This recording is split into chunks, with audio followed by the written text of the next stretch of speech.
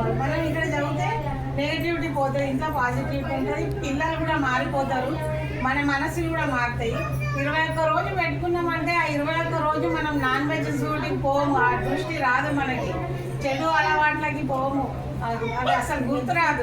ఇంట్లో దేవుడు ఉంటే అసలు అయ్యో పొద్దునైంది ఇంకా పూలు ఉంచాలి, ప్రసాదాలు చేయాలనేది 21 రోజు, కనీసం 21 రోజు అంటే మన ధ్యానం దేవుడి మీద ఉంటుంది. అది ఆలోచించుకొని చేసుకోవాలి. మనం ఎందుకు చేయాలని క్వశ్చన్ చేసుకోవాలి. ఎందుకంటే ఇల్లు కూడా గుడి కావాలని మన గురువు గారు చెప్పింది, ఆయన నిత్య శుద్ధానందగిరి స్వామి. అప్పుడు వెనకటికి ఆడవాళ్ళని అసలు విష్ణు కాదు కదా, ఏ పద్యము చదవనిచ్చే వాళ్ళు కారట. ఒకప్పుడు మగవాళ్ళే చదవాలి, ఆడవాళ్ళకి నెలసరి ఉంటుంది కాబట్టి మీ బుక్కులే ముట్టదు దేవుళ్ళే అంటుంటారు. ఆయన కేరళ గురువు పట్టుకొని ఆయన ఏం జరిగిందంటే ఆడవాళ్ళు కూడా చదవచ్చు, ఎందుకు చదవద్దు, ఇంట్లో కూడా విష్ణు చదవాలని చెప్పి ఆ స్వామి మొదలుపెట్టి మనందరికీ ఆయన ఇచ్చిన ప్రసాదం. ఈ రోజు వాళ్ళు ఇక్కడ వరకు చదువుతున్నాం అంటే ఎన్నేళ్ల నుంచి ఆయన ఇచ్చిన ప్రసాదం నిత్య శుద్ధానందగిరి స్వామి. ఆడవాళ్ళు కూడా చదవచ్చు.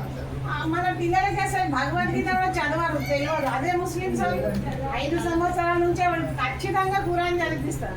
మనమేమో సరేలే మనం చేస్తున్నాం కదా, మన పిల్లలు చేయకుండా సరే ఊరుకుంటాం, అక్కడే వస్తుంది పొరపాటు. మనం చేసినప్పుడు వాళ్ళని కూడా చేయించాలి, తప్పకుండా చదువుమనాలి, వాళ్ళని కూడా చదువుమని చెప్పాలి. మనం చదివితే వాళ్ళు చదువుతారు, మనం చదివితేనే వాళ్ళు చదువుతారు. చెప్తే వినే పిల్లలు లేరు ఇప్పుడు. మనం చదివితే మనల్ని చూసి నేర్చుకుంటాం ఆ పిల్లలు. దాని గురించి మనం పెట్టుకోవాలి. భగవద్గీత ఒకసారి ఇంట్లో చదివితే 40 ఏళ్ళ వరకు దాని అనుభవం ఉంటుందట, శక్తి. 40 ఏళ్ళ వరకు ఆ శక్తి ఉంటుందట భగవద్గీత.